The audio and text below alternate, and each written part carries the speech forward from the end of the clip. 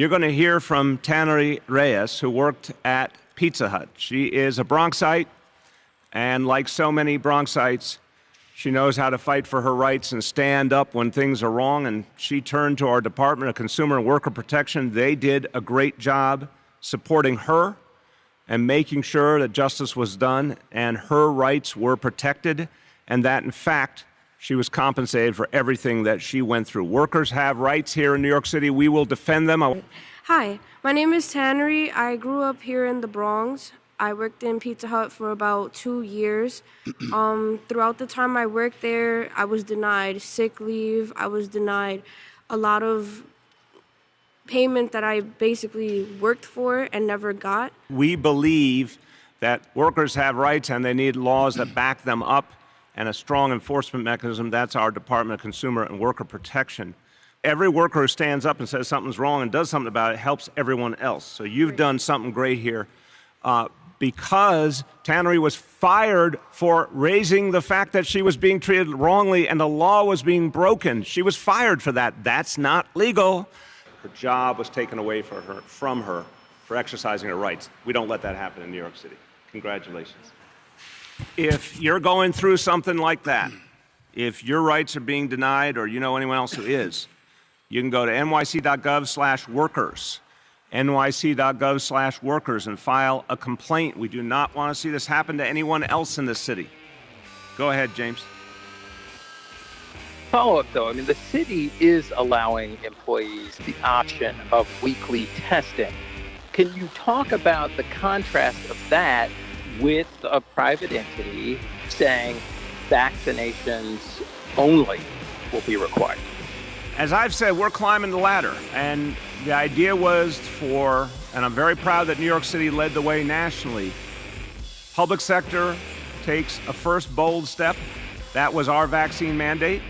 And yes, it was vaccinate or get tested, but it still is going to absolutely encourage people, we're seeing it already, to go get vaccinated. But my message to the private sector is different organizations have different opportunities to do things. Private entities do have more flexibility in some cases. So I want everybody, every government entity, every private organization, go as far as you can go. That's what I said. If your rights are being denied or you know anyone else who is, you can go to nyc.gov/workers, nyc.gov/workers, and file a complaint. We do not want to see this happen to anyone else in this city. This is the shape of things to come.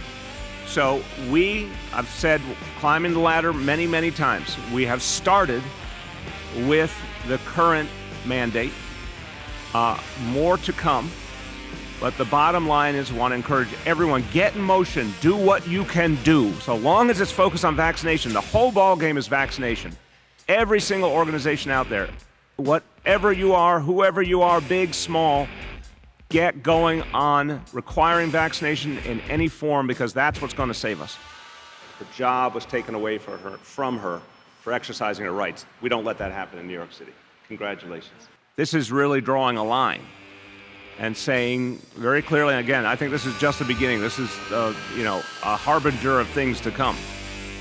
I think more and more restaurants, more and more entertainment venues are going to make this choice.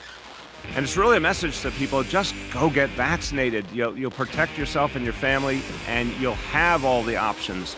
But the options are going to start to narrow more and more because of Delta. The Delta variant changed the ballgame, and people are now responding to that. I expect people to heed the call to get vaccinated. We want to make sure that everything we do supports vaccination, that no way do we send any other message, because I don't want people ever confused. Nothing takes the place of vaccination. It is the only way forward. Wanted to know, at what point do we have to get for the city to be closed to people who don't have vaccines? Like, bars, restaurants, museums, what have you. Unless you have proof of vaccine, you're not allowed to go in. At what point do we get there? Mark, it's a fair question, but I think it is going to be fast evolutionary is the way to say it. This is the kind of thing that should be done in stages to get people acclimated. And obviously, it will be very much interactive with the facts and the data. If people are responding to this moment, to the clear evidence of the danger of the Delta variant, to the ease of vaccination, the incentives we're providing, and the growing mandates, if they all come out and start getting vaccinated, that's one reality. If people still hesitate, we're going to be climbing that ladder faster and more. So I think you're going to see in short order more and more activities be only for vaccinated folks. And people who are hearing this now should draw a real simple conclusion. After 160 million Americans have gotten vaccinated, so you've got plenty of evidence that the vaccinations are safe. And as the doctors keep saying, the only people whose lives are in danger right now in their hospitals are the ones who are unvaccinated. We have provided all the proof needed. Now it's time for clear rules, and that's the shape of things to come. More and more rules, and more opportunity for people who are vaccinated, less and less opportunity for people who are not. Nothing can stop us now. So, that's it. Nothing can stop us now. Isn't that perfect for the occasion? Was being treated wrongly and the law was being broken. She was fired for that. That's not legal.